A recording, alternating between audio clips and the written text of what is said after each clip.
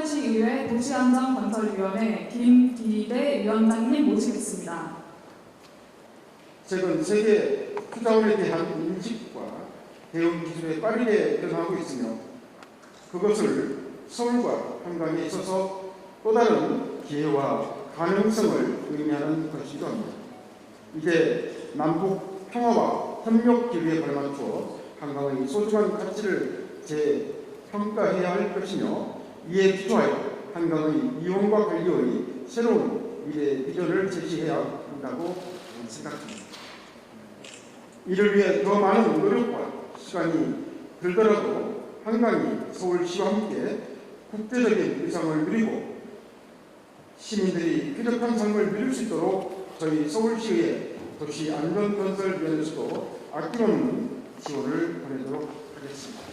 본 종합토론에서는 한강의 미래비전과 관리 방안을 주제로 산학연 민관 분야의 전문가 10분을 모셨습니다. 전문가 토론은 좌장이신 정경수 교수님께서 진행해 주시겠습니다. 교수님 부탁드리겠습니다. 기후변화에 의한 PMP에 또 물순환에 어떤 영향을 미치는지, 또 ICT 기술을 활용해서 하천을 관리하는 거에 관한 얘기들, 공유하천, 그리고 내용도 과학적, 공학적 내용뿐만 아니라 일부 사회과학적 내용도 들어있었던 것 같고요. 한강이 워낙 큰 강이고 서울도 워낙 큰 도시고 또 무엇보다도 이 물 문제가 워낙 다양하기 때문에 미처 짚고 가지 못한 내용들도 많이 있는 것 같습니다. 그래서 오늘 우리 패널님께서는 꼭 오늘 발표하신 내용에 국한하지 않으셔도 좋고 평소에 하신 한강과 서울시의 물 문제에 대해서 그 의견들을 말씀해 주시면 되겠습니다. 그리고 오늘 사실은 그 세션 모더레이터 두 분도 같이 자리해 주셨는데 아까 세션 말미에 이미 말씀해 주셨기 때문에 그리고 저희가 시간이 이렇게 많지 않기 때문에 그 패널들만 토론에 참여하시는 걸로 하겠습니다. 그래서 그 시간을 가급적 한 5분 정도로 해주셨으면 좋겠고요.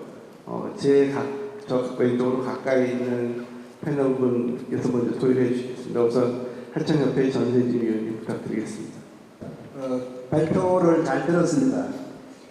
사실 조금 기대했던 것 같은데 안타까운 거는 너무 좀 학문적으로 이렇게 발표를 해주셔서 저희들이 봤을 때 한강 포럼 주제가 이제 한강 미래 비전인데 직접 와닿는 게 참 거리가 좀 있는 것 같습니다. 우리나라하고 이제 영토가 보면 법적으로는 한 개 나라 우리나라이지만 실질적으로는 이 두 개 국가가 있으니까 지금 한강, 북한과 입진강이 남북으로 갈려 있는 공유하천이니까 이게 국제하천으로 볼 수가 있겠습니다.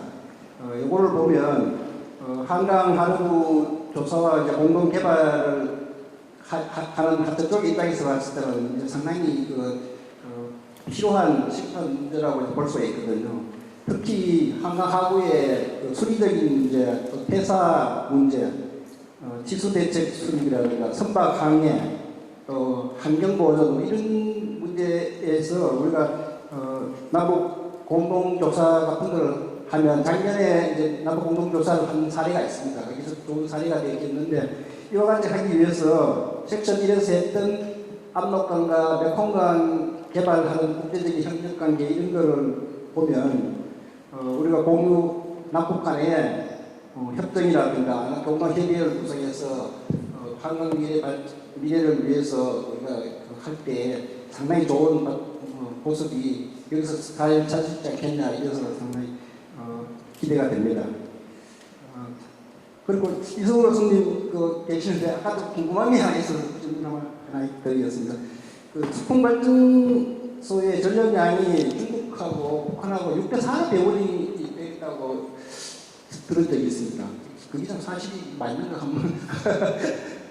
근데 이게 왜 그러냐면 5대5로 배율이 안 되면 위에 원칙이 어떻게 배율이 되느냐 국제관계에 수분량, 무중량으로 지금 배분을 하느냐, 주자량으로 하느냐, 이렇게 돼서 북한과 수풍댐은 일제시대 만들었기 때문에 투자에 대한 건 아닌 것 같고, 또 면적비도 아닌 것 같고, 그래서 이따 한 말씀을 좀 해주셨으면 좋고요. 섹션 2에서 변환 교수님 발표는 또 잘 들었습니다. 그 서울시가 타도시에 비해 예방이나 대비가 상당히 뭐 부족하고 복부는 생존 수준이라고 말씀드렸는데 사실은 맞기는 맞는 것 같습니다. 그동안에 우리나라가 예산이 사실 적다 보니까 방대해서 먼저 예산을 투입하기가 상당히 어렵습니다. 그래서 이제 사고가 난 후에, 수배가 난 뒤에 이제 독구사업에 치중을 하는 정책을 할 수밖에 없었습니다. 근데 이제 사실 최근에는 좀 많이 달라졌죠. 자연재해 재난 종합계획 수립을 하고 해서 이제 기초자치단체도 거의 완료가 돼 있고 이제 광역자치단체가 거의 완료가 되어 있는데 그동안에 이제 발기증이 생기고 나서 우리가 이 정책을 수립을 할 때 미국에서 카트리나가 발생을 해서 그 대책 수립하는 과정들을 우리가 많이 학습을 해서 또 우리 적절수가 도움이 많이 됐습니다. 그리고 옆에 일본도 있지만 일본의 방대생이 상당히 세계적 수준으로 잘 되어 있거든요. 그거를 우리가 도입을 해서 사례를 하고 학습을 해서 한 좋은 사례가 있습니다. 오늘 발표한 내용도 또 이와 같은 맥락에서 보면 상당히 우리가 받아들이고 배우고 할 부분이 상당히 많은 것 같습니다. 그리고 면허 요청하는 극한 강화하는 부분이 우리가 신문을 하다 보면 사실 이제 강우 기간이 짧아서 강우 관측 기간이 짧아서 장기 강우 예측하기 상당히 어려운 건 사실은 맞습니다. 그러나 이제 서울의 강우는 강우 기록은 세계에서 알다시피 가장 오래된 강우 기록 아닙니까? 600년이 넘은 강우 기록을 하고 있는데 이거는 세계 순례 없이 우리나라 세종대왕부터 강우를 했기 때문에 자료가 있습니다. 훌륭한 자료인데 이걸로 이제 비교 분석을 한 거로 봐서 강우가 실질적으로 최근에 우리가 하는 항문적인 강우 분석보다 상당히 늘어난다 하는 게 맞는 것 같아요. 이게 왜 그런가 하면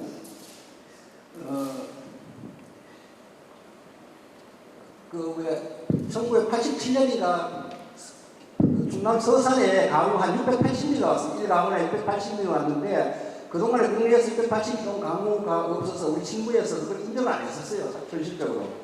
이게 아무도 관측이 잘못됐다 하고 이렇게 했는데 2012년 13년에 강원도의 강릉에서 680mm, 대관령에서 980mm 강우가 오면서 우리가 이걸 인정을 했었어요. 그런데 우리 강우 자료가 짧아서 그렇지 길게 보면 충분히 극한 강우에서 큰 강우가 천진 이상의 큰 강우가 올 수 있게 예상이 됩니다. 그래서 우리가 이런 강우 방법을 연구를 해서 앞으로 미래에 대비하는 게 상당히 바람직한 방법 같습니다.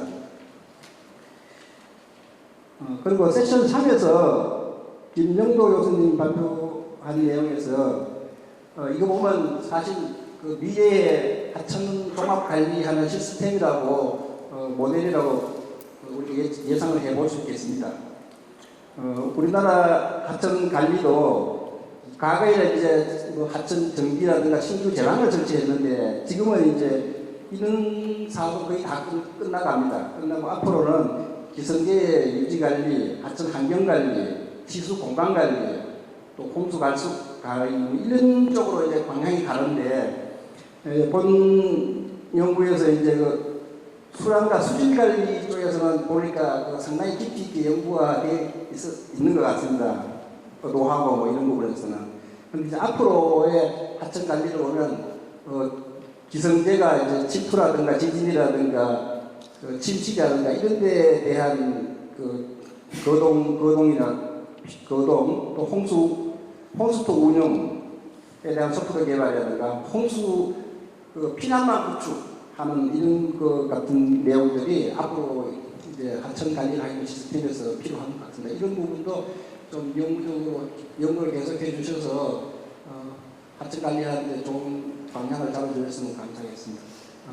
큰 기대를 하고 있습니다. 그리고 마지막에 미시피가 홍수리 모형 실험을 자료를 봤는데 상당히 부럽다는 말밖에 안 나옵니다. 과거에 우리가 80년 말에 한강 종합개발 사업을 하면서 수리 모형 실험 모형을 크게 만들어 놨었는데요. 이 모형을 이제 한번 사용하고 이걸 버렸습니다. 그 당시에 이제 그 원로 교수님들이 이걸 좀 어디다 보존을 해놓자. 그리고 그 수시로 우리가 모형 그 실험을 해서 데이터를 그 실질 데이터로 찾아보자 하고 했는데 이 거대한 모형을 그 만들어 놓고 보관을 할 데가 없는 거예요. 그래서 안타깝지만은 그걸 다 파괴해버리고 필요할 때 다시 또 모형을 제작하고 하니까 상당히 이제 경비도 많이 들고 자주 모형 실험을 할 수가 없는 이런 안타까운 문제가 있었는데 미국에서는 이런 걸 갖고 큰 대형 모형을 놓고 이렇게 장기적으로 그 관리를 하고 있다는 게 참 부럽고 그렇습니다. 감사합니다. 다음은 K워터의 조용식 부장님 부탁드리겠습니다. 네, 케오토 조용식입니다. 북한 사업 업무를 이제 저희 케오토에 총괄 업무를 하고 있어서 제가 이제 관심이 또 있고 또 제가 경험했던 것들을 조금 더 언급해드릴 수 있는 부분에서 처음에 세션 1에서 했던 공유학점과 넥서스 쪽에 좀 중심으로 말씀을 드리겠습니다. 아시다시피 좀 한강이 공간적으로 지니는 의미는 그 한반도의 중심에 이제 해당하면서 남북 간의 공유하천을 함께 소유하고 있습니다. 그래서 때로는 갈등의 흔적도 있고 때로는 평화의 기대감도 있는 것이 사실입니다. 그런 역사적인 흐름이 있는 강입니다. 그래서 이제 한강 유역을 남북을 가로지르는 이 하천이 임진강, 북한강 같은 경우 23%가 속해 있고 임진강 63%가 북한에 있습니다. 그래서 공유 하천상의 분류를 보면은 아까 말씀하신 남북강 같은 경우는 이렇게 양국이 국경을 두고 좌우로 있는 아래 위로 있는 이런 바운더리 리버지만은 저희는 상하리로 분류되어 있는 트랜스 바운더리 리버로 분류가 됩니다. 그래서 이렇기 때문에 상류에 있는 대부분의 나라들이나 그런 분이 유리한 그런 구조를 갖고 남측에 있는 저희가 같은 부분이 되게 불리한 구조를 가지고 있습니다. 그래서 현재 인남댐, 금강산댐에서 동해로 유역에 도수를 하고 또 한강댐에서 임진강의 한강댐에서 예성강으로 도수를 해서 발전을 하고 있습니다. 그래서 우리 남측에는 유량이 감소하고 생태계 문제도 있고 수질이 악화되고 어족 자원이 감소해서 이런 문제들이 여러 문제들이 발생했고 또 이제 한강댐에서 무단 방류를 하는 바람에 2009년도에는 야영객들이 갑자기 인명 피해가 6명이 사망하고 차량이 한 21대가 침수가 되는 그런 일도 일어났습니다. 이것을 해결하기 위해서 2000년도부터 정부는 많은 노력들을 해왔습니다. 임진강 수해 방지라는 사업을 2000년도에 남북 잠강급 회담에서 그런 부분들을 논의를 하고 댐 방류를 사전 통보라든지 임진강에 홍수 예정보 시설을 설치한다든지 이런 성과를 가졌는데 이게 논의되다가 2009년도에 관계가 악화됨으로 해서 더 이상 협력은 이루어지지 않고 있습니다. 아까 발표하신 것 같이 북한과 중국의 그 공유하천 관리 협력은 아주 우리 남북 간 공유하천 협력에 많은 모델이 되는 사례라고 저희는 생각하고 있습니다. 그래서 어쨌든 국가 간의 협의를 해서 그 소통을 하고 어떤 안을 만들어 나가는 이것이 제일 중요하고 실무적인 경험을 바탕으로 했을 때도 만나서 북한 분들을 만나서 필요를 알고 깨닫고 서로 이렇게 이야기하는 것이 정말 중요하다는 생각이 들었습니다. 그래서 현재 남북 공동발의위원회라든지 이런 설립을 통해서 소통 채널을 확보하고 현재 남북 공동연락사무소가 운영되고 있습니다. 그래서 그쪽을 통해서 운영을 하고 만약에 그런 것이 된다면은 각 전문 분야별로 협력 채널들을 확보해서 전문가들끼리 소통하는 이런 것들이 기대가 됩니다. 그리고 만약에 그게 원하지 않다면 남쪽에 있는 분들이더라도 어떤 위원회를 형성해서 하는 방안도 좋을 것 같다는 생각이 들고 두 번째는 이제 그 남북 공유하천에 대한 워터 에너지 푸드 넥서스 적용과 관련된 사항입니다. 공유하천 관리 문제가 이제 남북 간의 어떤 그 IWRM 문제라고 생각이 되고요. 이제 그것을 넘어서 이제 그 넥서스 문제로 이제 공유하천을 바라보아야 한다는 부분입니다. 왜냐하면 북한은 물하고 에너지, 식량 이런 모든 부분에서 스케일이 부족한 상황에 놓여 있습니다. 그래서 상호 간의 악순환이 계속 반복되고 있습니다. 에너지 부족이 물 문제를 가져오고 물 문제가 식량 문제를 가져오는 이런 악순환이 반복되고 있습니다. 북한의 수력 발전 아까 발표하셨듯이 한 60%가 수력 발전에 의존하고 있습니다. 그래서 물의 용수 공급적인 측면보다는 수력 발전이 24시간 풀로 이렇게 수력 발전을 하는 데 집중해 있기 때문에 필요한 시기에 물을 공급할 수 있는 체계가 되어 있지 않습니다. 그래서 전기가 또 부족하기 때문에 수철이라든지 물을 제때 적소에 공급하는 그 공급 라인이 제대로 가동되지 않기 때문에 제한 급수라든지 이런 것들이 뭐 일주일에 한 번 제한 급수를 몇 시간 동안 해준다든지 실제로 이렇게 현재 그런 현상들이 이루어지고 있습니다. 그래서 그렇게 농업 유무지도 부족하면은 식량 문제로 이어지기 때문에 이런 협력의 출발은 그런 북한의 현실을 파악하고 거기서 필요한 상호 협력에 대한 이해가 중요하다고 생각됩니다. 그래서 저희들이 이제 몇 번 이제 북한 분들하고 접촉을 하면은 그분들이 원하는 것들이 있습니다. 그래서 그분들이 원하는 것들을 이제 파악을 하는 것이 해서 소규모 사업이라도 그런 어떤 시범 사업들을 이렇게 같이 함께 할 수 있는 것들을 만들어 나가는 그런 모델들이 실제적으로는 되게 중요하다는 생각이 들고 그것은 어떤 대북 제재나 이런 거와 상관없이 할 수 있는 부분들을 찾아서 할 수 있다고 생각되고요. 그 다음에 이제 남북 간의 이제 그 물과 에너지에 대한 어떤 트레이드 오프 문제를 저희들이 이제 좀 바라보고 있습니다. 그것은 현재 우리 남쪽으로 내려주던 물들을 이제 막고 전기를 생산하기 때문에 남쪽으로 물을 보내주면은 우리가 거기에 산업난 손실에 대한 전기를 보내주는 그런 워터 에너지의 트레이드 부분을 저희가 이제 구상을 하고 만날 때마다 제안을 하고 있는데 아직 답은 없습니다.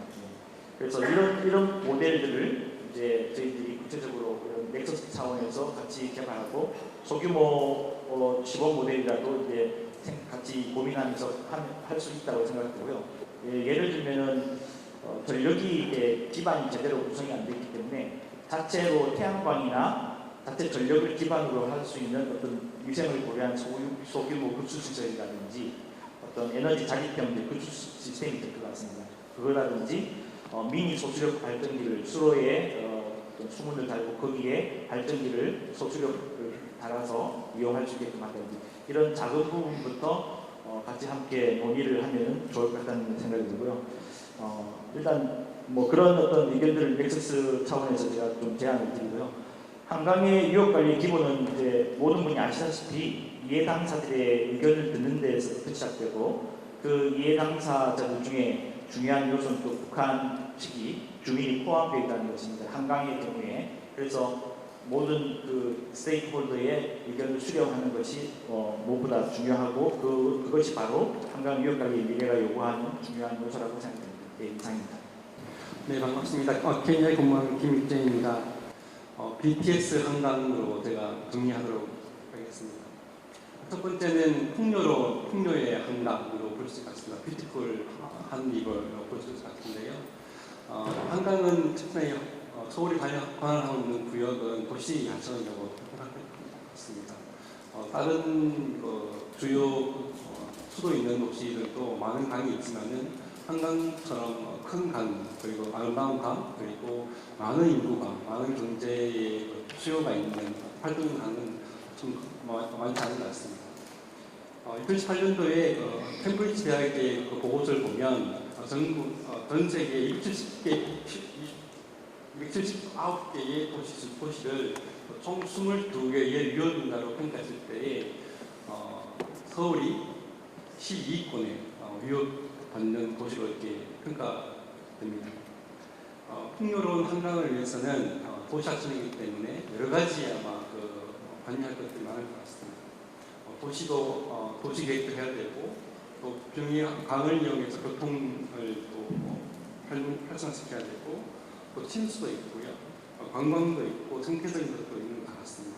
어떻게 우리가 풍요로운 환경을 위해서 아름다운 환경을 위해서 가야 할지가 굉장히 큰 비전의 숙제가 아닐까라는 걸 할 수 있을 것 같습니다. 두 번째는 공유의 한강, 트랜스파운더리 하는 게 있는 것 같습니다. 오늘 저희가 웰컴강도 들었고 압록강도 들었지만 사실상 아신 것처럼 한강도 트랜스파운더리 강인 것 같습니다. 서울 경계도 있지만은 북한강도 있고 남한강도 있고 그리고 경안천도 있고요. 또 서울 시내에 관통하는 한강에 보면은 아신 것처럼 탄천, 중랑천, 안양천 여러 가지 하천들이 지류지마에 있기 때문에 서울의 중심을 한 상하류에 또 벽까지에 있는 하천과의 관계를 어떻게 할 것인가가 굉장히 중요할 것 같습니다. 그런 측면에서 보면 아마 오늘 고현 교수님 말씀하셨던 기후변화 적응의 문제는 기후변화 극한 상황에 대한 문제는 서울만의 힘은 아닌 것 같고요. 한강의 공유하천의 관점에서 상하에 관해 그리고 주변에 있는 지자체와 시민 함께 모여서 해야 될 한강 주변이 공유하천의 관점에서 봤을 때에 관리가 되어야 된다고 생각할 수 있을 것 같습니다. 마지막은 지속의 한강인 것 같습니다. 서스테이블 한강인 것 같습니다. 이 부분 제가 좀 더 강조하려고 합니다. 다음 이제 또 토론해 주실 연구팀께서 더 강조하실 거이지만은 이번에 아신 것처럼 물관리위원회 통해서 통합물관리가 시작되고 있습니다만 좀 더 지속 가능한 모습은 통합할 수 있는 관리인 것 같고요. 그 통합에 있어서 여러 가지 우리가 전국에 발전했지만은 좀 더 주민들 참여할 수 있는, 좀 더 시민들 참여할 수 있는 기회를 늘려가는 것이 지속하는 하천의 모습이 아닌가 생각하게 됩니다. 인구가 지금 축소하게 되고 대학들이 문화를 준비를 하고 있고 출산율이 더 좋아가고 또 흥장은 낮아지고 하니까 여러 가지 서스테이빌리티에 대해서 우리가 많은 얘기를 하게 되는데 과연 한강의 관점에서 보면 이런 여러 가지의 공동분모 그리고 한강만 가진 특성을 어떻게 해야 될지가 가장 큰 관심사인 것 같은데 거기에 역시나 시민들이 공감을 하고 시민이 참여할 수 있는 그런 기회와 참여의 역할들을 부여하는 것이 중요하지 않을까 생각하게 됩니다. 그래서 여기에 또 여러 가지 또 말씀드린 것처럼 공유하천에 각해서 보면 굉장히 아름다운 길도 있고요. 여러 가지 또 신곡 문제도 있고 나가면 이제 한강 하부의 문제가 같아서 한강의 문제를 풍요롭고 그리고 공유하천에서 어떻게 지속 가능하게 갈지가 가장 중요한 것 같습니다. 제가 끝으로 한 1분 정도는 과연 이 서울시가 서울기술연구원이 한강을 위해서 어떤 보조를 하실까라는 생각할 때 과연 뭘까라는 굉장히 궁금합니다. 이제 기술연구가 만들어지고 기술적으로 나아가서는 정책적으로 이렇게 같이 연계해서 가질 수 있을 것 같은데 한강의 물관리, 서울의 물관리를 위해서 어떤 보조를 하실까, 어떤 망라를 생각하고 계실까, 어떤 야심찬 한번 도약을 위해서 할까라는 생각하게 됩니다. 조금 오늘 환영사에서 부시장님께서 한강의 비전을 말씀하셨지만은 한강의 비전은 이제 문화재가 되어버렸습니다. 굉장히 우리의 사랑스러운 역사지만은 사실상 문화재가 된 것을 다시 일으키기 위한 한계가 있는 것 같습니다. 그래서 제2 한강의 비전을 만들 수 있는 그런 도전, 과제, 계획, 예산, 연구 그런 협력들이 이런 포럼을 통해서 기술연구를 통해서 기대하는 바입니다. 감사합니다. 다음에 여명순 대표님 부탁드리겠습니다. 예, 반갑습니다. 사회적 협동조합에 대해서 잘 모르시는 분들이 있죠. 사회적 협동조합은 관이의 회사입니다. 협동조합인데요. 그 앞에 사회적이라고 붙으면은 이익을 분배하지 못하고 그리고 1인 1표고 이사장은 2표 이상 못하고 그래서 공익적으로만 활동할 수 있게 하는 그런 회사입니다. 나름 돈을 벌어서 일을 해보겠다라는 취지로 사회적 협동조합을 만들었는데요. 저희가 한강이라고 이름을 붙인 것은 한강에서 일을 해보겠다는 겁니다. 한강을 생태적으로 문화적으로 잘 가꾸고 연결해서 그리고 시민들에게 한번 돌려보자라는 것이 이제 저희 한강 사회적 협동조합 한강의 목적입니다. 이 얘기를 드리는 것은 오늘 주제 발표가 굉장히 다양해서 어떻게 제가 이걸 토론을 하고 적응해야 될지가 쉽게 판단이 안 되더라고요. 그래서 고민하다가 지금 종합토론의 제목이 한강의 미래 비전과 관리 방안이거든요. 그래서 관리 방안에 대해서는 다른 분들이 잘 토론을 안 할 것 같아서 이 부분에 대해서 한마디 하기 위해서입니다. 그러면 우리 한강조합이 하고 있는 일 중에서 하나 소개를 드리도록 하겠습니다.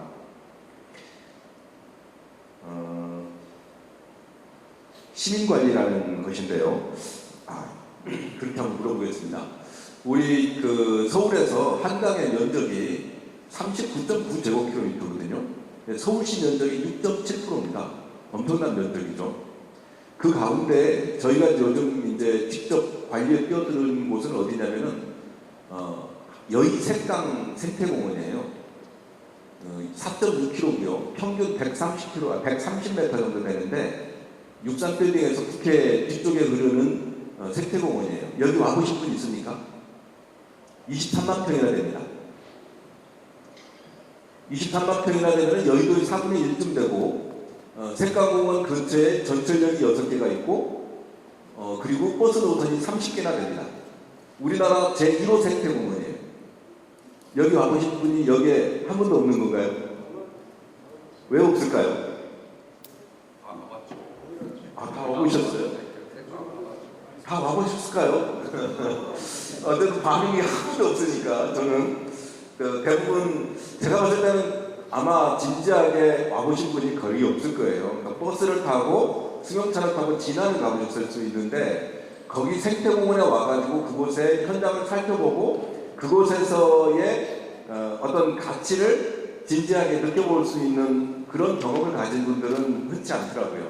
그것은 이제 저희가 그곳에 지금 서울시 한강사업본부랑 협약을 맺고 그곳에 들어가서 시민관리를 하고 있어서 오시는 분들한테 마다 물어보고 있기 때문에 그런 거예요. 와보신 분들이 거의 없어요. 굉장히 좋은 괜찮은 생태공원인데 와보신 분들이 없습니다.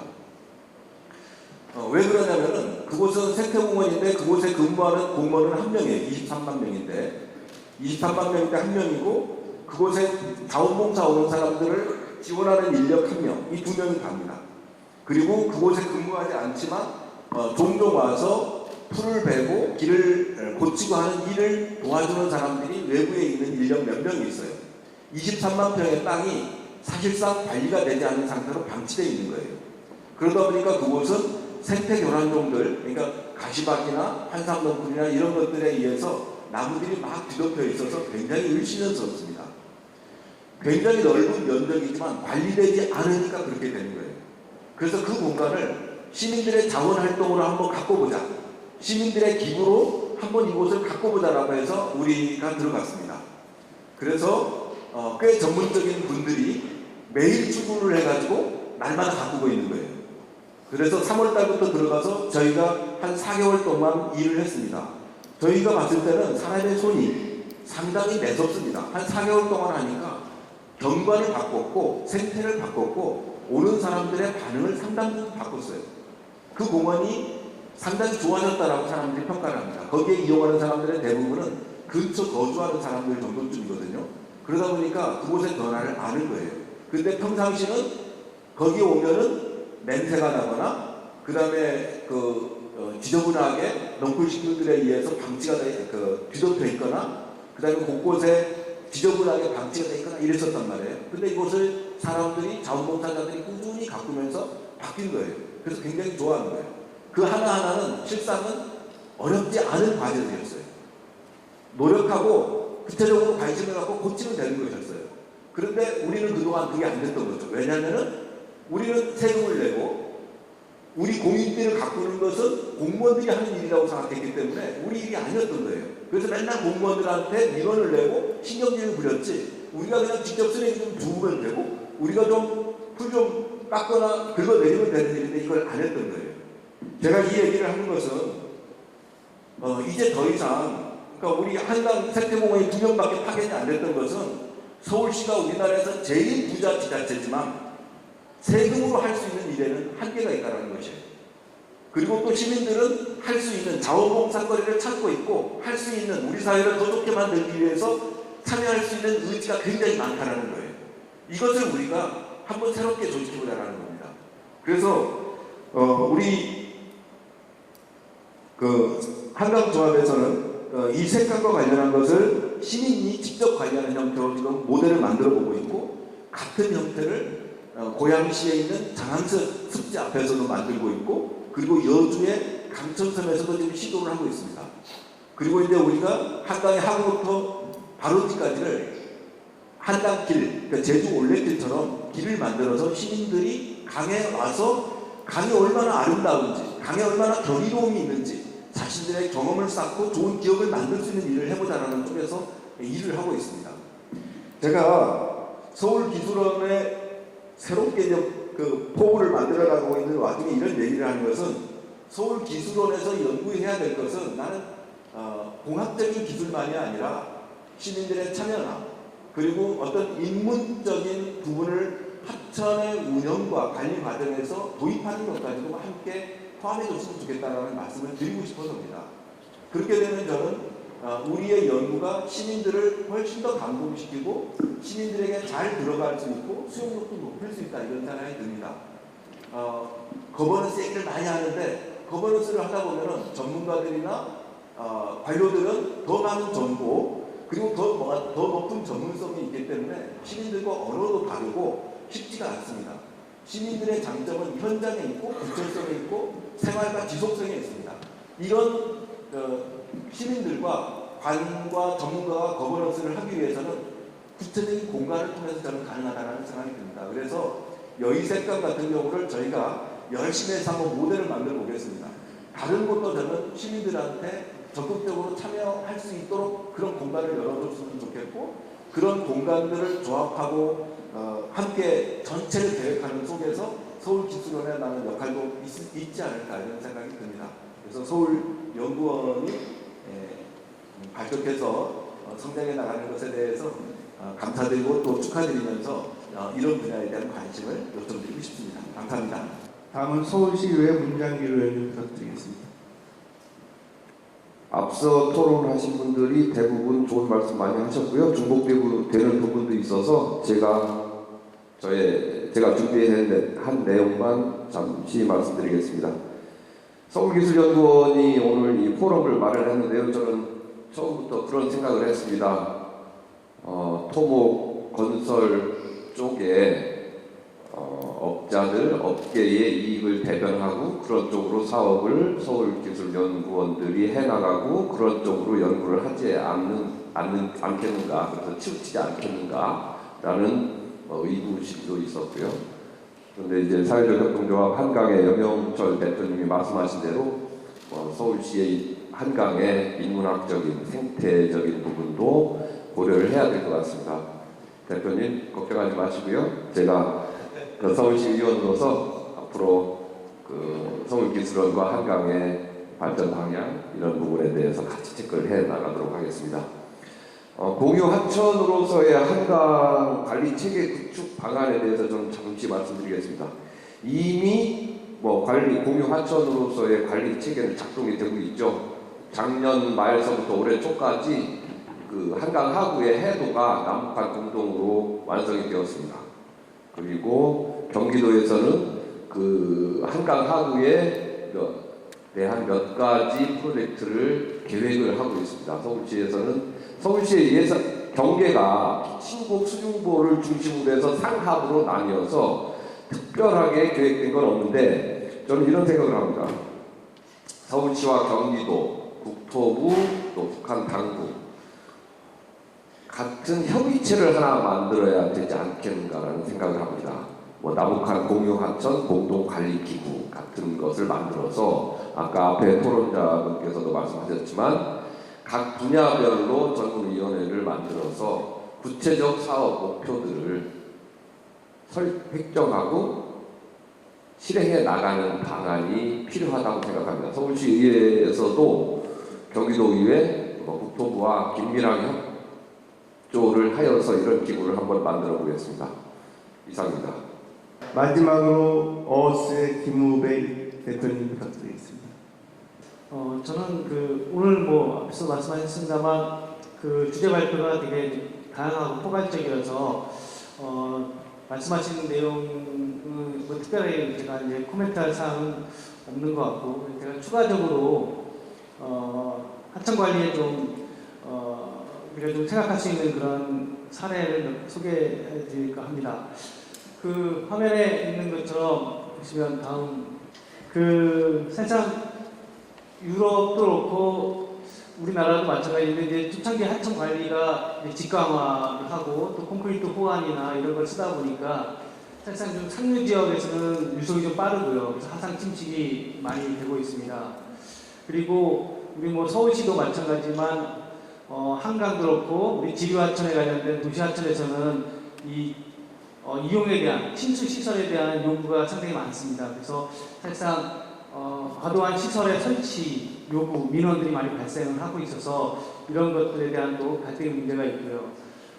또 하천의 어떤 그 하천과 강변 생태계를 가로막는 고수부지가 우리나라의 강원 특성상 평상시에는 비가 안 오지만 여름철에 상당량이 많아요. 3분의 2의 정도의 강우량이 집중이 됩니다. 그러다 보니까 평상시는 저수로로 물이 흘러가고 홍수 때만 쓰기 위해서 이제 고수부지를 만들었는데 사실 너무 넓은 거죠. 그러다 보니까 어떤 그 생태적인 문제, 그다음에 동다양성, 생물 서식지, 그리고 사실상 좀 상당 부분이 직선화되어 있다 보니까 매력적이지 못한 경관 등 이런 문제들을 이제 이야기하고 있습니다. 그리고 앞서서도 발표하신 분들 두 분 또 있었습니다만 기후변화 관련된 그 영향으로 좀 더 하천의 범람의 문제 이런 것들이 이제 대두가 되고 있습니다. 여유가 부족한데 그러면 제방을 올릴 것인가? 하천폭을 넓힐 것인가? 뭐 사대강 했던 것처럼 준설을 할 것인가? 사실상 주변에 토지 이용들이 있고 도로가 있고 제방이 있으니까 도심지를 통과하는 하천에서는 되게 어렵습니다. 또 어떻게 할까? 그래서 결국 기후변화에 대응을 하면서도 자연 친화적인 홍수 대책이 필요하지 않겠는가 생각해서 제가 예전에 연구원에 있을 때 실제로 가봤던 사례입니다. 다음 보시면 독일 미넨시를 흘러가는 이제 이자르 강인데요. 여기도 엄청나게 시내하고 가까이 있습니다만 넓은 고수부지가 있고 또 콘크리트나 이런 이제 석축에 의한 그런 이제 호환들을 가지고 있습니다. 다음. 그래서 여기서도 마찬가지 기후 변화와 환경적인 문제를 같이 해결할 수 있는 방법이 없을까라고 고민을 하다가 이 사람들이 택한 방법은 마찬가지로 도심지가 있고 토지용이 있으니까 하천을 넓힐 수도 없고 제방을 높일 수도 없으니까 이 넓은 고수부지를 깎아내서 하천의 통수능을 확보하자고 결론을 냅니다. 그래서 고수부지를 깎는데 그냥 깎는 게 아니라 옛날에 하천의 모양을 재현시키면서 깎습니다. 사양을 줍니다. 그러니까 바깥에 제방선은 직강화됐습니다만 하천 안에서의 저수로는 예전에 하천의 구불구불한 모습을 최대한 좀 재현시켜가면서 모양을 만들어냅니다. 그래서 저렇게 하천폭이 넓어지니까 유속이 낮아지게 되는 거죠. 그래서 여기에 이자르강에는 낙차공도 있었고 엄청나게 많은 보가 있었는데 그 보를 나중에 다 철거하게 되는 거죠. 유속이 느려지니까. 그래서 이렇게 하천이 보강이 되고 여울과 못이 조성돼서 시민들이 모여들기 시작을 합니다. 그래서 이렇게 하천이 복원되는데 저는 이제 뭐 한강에 꼭 적용해야 된다는 것이 아니라 한강도 넓은 고수부지가 있는데 또 지천에도 상당히 한천이나 중랑천 이런 데는 상당히 넓은 고수부지들이 있습니다. 이런 고수부지들을 갖다가 우리가 나중에 홍수 대책을 한다는 측면에서 한번 고려해 볼 수 있지 않겠는가 이렇게 생각합니다. 다음. 여기는 이제 스위스의 그 투어강입니다. 좌측이 개선 전이고 우측이 개선 후인데 비슷한 문제를 가지고 직강화됐던 하천을 복원하는데 주변에 농경지나 도심지가 있으니까 하천 안에서 고수부지를 깎아냅니다. 그래서 사행을 주면서 자연스럽게 망곡을 주니까 이제 모래가 쌓이는 부분이 생기고 이렇게 되는 거예요. 다음 보시면 그리고 바닥도 일부는 이렇게 인위적으로 이렇게 여울과 못을 조성해서 이렇게 만들고요. 그래서 일부는 수제도 만들고 자연적인 호환도 이제 만들게 됩니다. 그래서 하천의 모양을 복원하면서 홍수 위험도 대비하고 하천폭을 넓혀서 홍수능도 확보하고 뭐 이런 사례가 있습니다. 다음. 그래서 마무리를 드리면 실제로 이제 우리가 도심지 하천, 한강이나 지류 하천 같은 데서는 제방선을 갖다가 건들 수가 없기 때문에 이왕이면 또 제방을 높이 쌓아야 되는데 쌓을 수도 없는 형편입니다. 하천폭을 넓힐 수도 없고 그러면 이러한 기법들도 한번 고민을 해볼 수 있지 않을까 하는 생각이 들고요. 또 하나는 이런 과정들을 거치면서 외국에서도 상당히 많은 갈등이 생깁니다. 우리나라보다는 더 친환경적이고 생태적으로 계획을 세움에도 불구하고 반대하는 그런 공학자, 시민단체들이 많이 있습니다. 이분들을 설득하려고 노력하고 아까 마지막에 미시시피 강 사례를 보여준 것처럼 수리보행 실험을 통해서 입증도 하고 그리고 그 지역에 있는 자생식물들을 최대한 보호하려는 그런 사소한 아주 디테일한 그런 노력들을 많이 합니다. 그래서 설득하는 과정을 거쳐서 장기간의 플랜을 세워가지고 하천을 복원하고 관리를 하고 있습니다. 마지막에 제가 하나 더 붙여서 말씀드리면 저도 하천을 전공했고 수자원을 전공했지만 국토연구원에서 이런 도시를 만들고 지역 개발을 하다 보니까 느낀 게 있는데 하천에서 모든 걸 다 하려고 하지 말자. 도시에서 답을 찾을 수가 있다는 생각이 듭니다. 그래서 서울시가 잘하고 있는 빗물 관리나 물순환 이런 부분들을 앞으로 서울기술연구원에서 좀 더 체계적이고 더 계획적으로 기술 개발도 하고 잘 추진한다면 실제 하천의 수량 관리와 하천의 홍수경 관리를 하천에서 하기에는 이제 힘들다는 거죠. 그래서 도시에서 물순환이 이루어지는 그런 도시를 만든다면 하천의 그런 부하가 좀 줄고 충분히 우리가 더 좋은 하천, 지속 가능한 하천을 만들고 관리할 수 있지 않을까 생각합니다. 이상입니다. 이승호 교수님의 논문에 대해서 연관돼서 질문을 드리겠습니다. 페이지 4에서도 보신 바와 마찬가지로 그 조그마한 한국 지도가 있는데 거기에 사우스 코리아, 노스 코리아 그리고 이렇게 선을 그었잖아요. 압록강, 얄류 리버라 그런단 말이에요, 영어로요. 근데 저도 그 옛날에 그 군대에 있을 때 압록강은 왜 얄류 리버라고 그러느냐. 그래서 제가 잘 몰라서 질문을 드리는 겁니다. 압록강의 명칭이 그 영어 사전을 영어를 사용하는 국가에서 전부 다 그 간행된 세계 지도 그 워드 애틀라스에 보면 전부 다 얄류리버라고 돼 있어요. 그리고 또 한국 전쟁에서 메가더 리치오웨이 다음에 유엔군 사령관을 했던 마크 W 클라크 대장이라는 분이 있는데 그분이 예편을 하고 나서 From Danube to 얄류 또 다뉴브강에서 얄류강까지 그런 회고록을 냈거든요. 그래서 이 얄류강의 어원이 뭔지 어째서 왜 얄류 압록강을 갖다가 얄류리버라고 그러는지 스펠이 YALU인데 이 점에 대해서 좀 설명을 해주셨으면 좋고요. 한국인 입장에서 보면은 얄류리버보다도 압록리버가 훨씬 낫죠. 우리말로 이렇게 표현된 거기 때문에 구태여 영어를 쓸 필요 없이 이 점에 대해서 그 이승호 교수님께서는 어떻게 생각하시는지 답변을 해주시면 고맙겠습니다. 제가 이제 그 간단히 설명드리고요. 전세진 부사장이 말씀하셨던 그 내용을 잠깐 답변을 드리면 그 조중 수력발전공사에 지금 제가 잠깐 말씀을 드렸지만 거기에 원래 기본적인 원칙은 5대5로 전력 생산을 배분하는 걸로 되어 있습니다. 그 다음에 이익이 나오면 그거 똑같이 나누기로 되어 있고요. 근데 6대4라고 지금 소문이 난 이유는 사실 그 6대4인지 7대3인지 8대인지 9대인지 저희 정확히 알 수가 없거든요. 왜냐하면 북한이 그걸 되팔고 있습니다. 중국에. 왜냐하면 지금 돈이 부족하기 때문에 그런 것은 벌써 몇 년 전부터 있었고요. 지금은 뭐 중국 쪽 입장에서 공식적으로 확인한 거로는 5대5로 항상 얘기하고 있지만 지금 다른 이제 관련 북한 관련 매체에서 보면 보통 7대3이든 8대2라는 얘기가 많이 진행되고 있습니다. 어떻게 보면 물 관리에 어떻게 보면 조금 반대되는 방향으로 사람들이 있죠. 과거에 토지공사를 하시면서 각도 신도시 산업발전을 거들었고 인천 경기도시공사를 거쳐서 제가 한경대학교 지식개발연구원에서 교수였습니다. 김용학입니다. 아시다시피 제목이 한강의 미래 비전이었어요. 그래서 저는 아주 황홀한 마음으로 오늘 정말 좋은 말씀을 좀 듣겠다. 그리고 제가 최근에 스마트 시티에 대해서 연구를 좀 하기 때문에 이 강을 어떻게 스마트한 개념으로 관리해 나가느냐 거기에 대해서 상당히 기대를 하고 왔습니다만은 미래 비전을 만들겠다는 뜻으로 이제 이해를 했습니다. 그래서 어떻게 갈 방향이냐는 것을 저는 많이 기대하고 있었습니다만 이렇게 시민 내지 중립적으로 이렇게 보고 있습니다.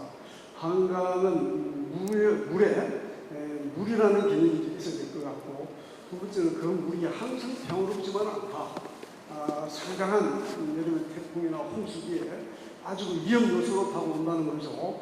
보수부시든 편익 시설이든 아니면 절기는 하나의 그 성시민의 편익을 위하고 오락을 위한 그런 면도 있지만 때로는 아주 위험이다. 경우에 따라서는 수요에 대한 굉장히 공포감도 있다는 거죠. 그러면서도 물 관리를 하면서 앞으로 변하는 기술 거기에 따라서 한강이 정말 대한민국의 상당한 유역을 차지하는 강으로서 아까 어느 분이 말씀하신 것처럼 풍요롭고 또 공유가 가능하고 그리고 미래를 향해서 많은 기회가 됐으면 합니다. 그런 시민 주민 차원에서 기회를 말씀드리고 싶습니다. 감사합니다.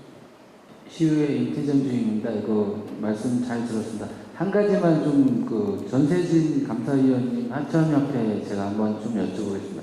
제가 이제 어떤 이제 포럼 들으면서 저희가 예전에 그 평화의 댐이라고 만든 적이 있습니다. 그리고 그때 거의 국가적으로 모금을 했었던 부분이 있고, 그 다음에 그 후로는 이제 4대강 사업을 또 했습니다. 이게 다 이제 하천 쪽에 그 수자원 관리하시는 분들이 이제 많은 참여를 했던 부분인데요. 그게 이제 이게 하천 분야 이 부분이 특별히 정책적인 어떤 그런 부분하고 많이 결부돼서 움직이지 않았나, 그런 부분들을 좀 한 생각해 봅니다. 그래서 좀 앞으로도 이제 그 우리나라의 그 미래는 계속 흘러가고 있는데 앞으로도 이런 일들은 또 일어날 수도 있을 것 같습니다. 그 물이라는 게 뭐 막으면 좋다. 그럼 또 하천의 전문가들이 또 막으면 좋다는 쪽으로 또 가고, 또 그 똑같은 사실을 가지고도 두 가지로 해석을 하고 있다는 거죠. 그게 이제 정책적으로 움직이고 이런 부분들이 있어서 이제 협회나 뭐 그 하천학회나 이런 부분들은 그런 부분에 좀 어떤 중심을 잡고 이렇게 움직여야 되지 않나, 그 부분 한번 좀 여쭤보고 싶습니다. 그 저희들이 이제 이런 일을 하는 거는 어차피 저는 그렇게 생각합니다. 모든 게 시대에 따라가고 시대의 요구에 따라가고 무슨 개발 사업이라든가 모든 사업은 된다고 생각하고 있습니다.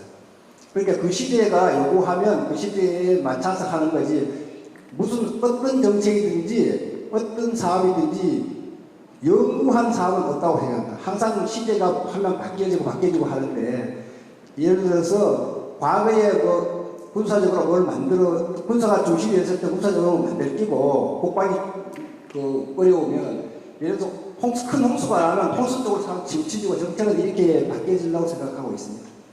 결국 우리 사회가 아니면 사회 구성원 중 다수가 원하는 방향으로 변할 수밖에 없나, 그렇게 생각이 듭니다. 그러니까 이게 그 물관이라는 게 여러 가지 기능 요소들이 있거든요. 이수, 치수, 수질관리, 생태 다 있는데, 어떤 사업이든 모든 걸 다 좋게 만드는 사업은 없습니다. 그러니까 대부분의 사업은 그 중에 어떤 기능을 향상을 시키면은 다른 기능 좀 안 좋아지는, 이게 물관리의 특성이거든요.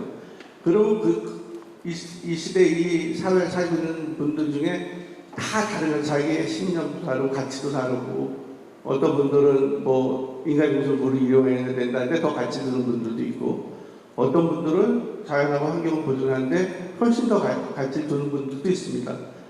그래서 그런 다양한 의견들이 있을 수밖에 없고, 그런 의견들을 잘 모아서 우리 사회 다수가 원하는 게 뭐냐, 그 결정하는 방향으로 갈 수밖에 없다고 생각됩니다. 그리고 그거는 그 시대 가면서 아까 시대 말씀하셨는데 시간이 가면서 계속 변할 수도 있는 거고, 그것이 중심을 잡고 한다는 게 어떻게 보면은 그 뭐라 그러나요, 좀 덜 민주적일 수가 있거든요. 내가 중심이 없으니까 무조건 이렇게 해야 된다.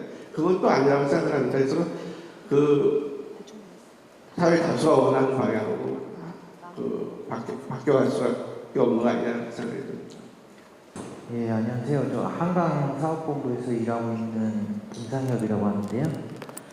아까 세션 3에서 그 첨단 기술 기반 하천 운영 관리 선진화 연구를 하셨는데, 이게 실제로 적용할 수 있는 시점은 언제로 이렇게 보시는지, 실증할 수 있는 그런 걸 궁금해가지고.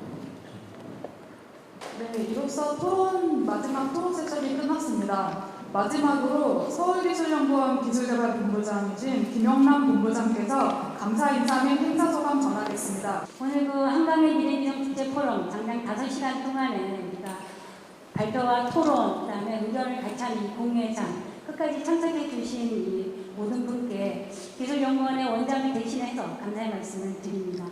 오늘 이 뭐 한강에 대해서 많은 얘기가 나왔습니다. 아름다운 한강, 풍요로운 한강, 그래서 공유의 한강 하면서 시민이 참여하는 한강 뭐 이런 얘기 많이 나오는데 그만큼 한강이 우리에게 또 중요하고 그만큼 더 건 기대가 또 많다고 또 생각을 합니다. 그러면서 이 토론자께서 또 이렇게 그렇다면 기술연구원이 앞으로 이 한강에 대해서 어떤 도전을 가져가고 어떻게 또 방향을 설정할 건가 그런 부분에 대해서 오늘 이 의견을 주신 이런 부분을 저희가 담아서 저희들은 최선을 다할 것을 일단 약속을 드립니다.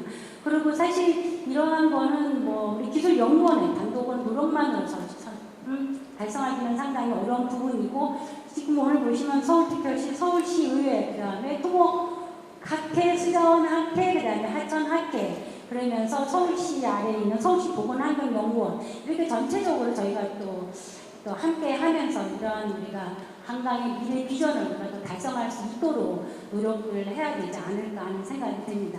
오늘 마지막까지 정말 감사드립니다. 사실 끝까지 이 자리에 우리 그 물천항 안전국의 국장님이 또 함께하고 계시다. 사실은 서울의 하천을 일단은 또 관리하고 또 계시기 때문에 마지막으로 인사 말씀 한번 부탁드리겠습니다. 이정화 국장님 부탁드립니다. 제가 다른 회의가 여러 개 있어서 왔다 갔다 하면서 끝까지 전 시간 집중은 못했습니다만은 일단 같이 조금이나마 이 중요한 말씀들을 담으려고 애를 썼습니다. 오늘 이런 좋은 자리를 만들어주신 기술연구원에 그리고 우리 토론에 참여해주신 모든 선생님들 그리고 멀리서 와주신 우리 발표자 우리 선생님들께도 감사를 드리고요. 저희 기술연구원 그리고 모든 기관과 협의해서 멋진 한강을 만들어 나가는 데 일조하도록 하겠습니다. 네, 감사합니다. 한강의 미래 비전 국제포럼 행사가 끝났습니다. 긴 시간 함께해주신 모든 전문가분들과 참석자 여러분 진심으로 감사드립니다. 즐거운 주말 보내시기 바랍니다. 감사합니다.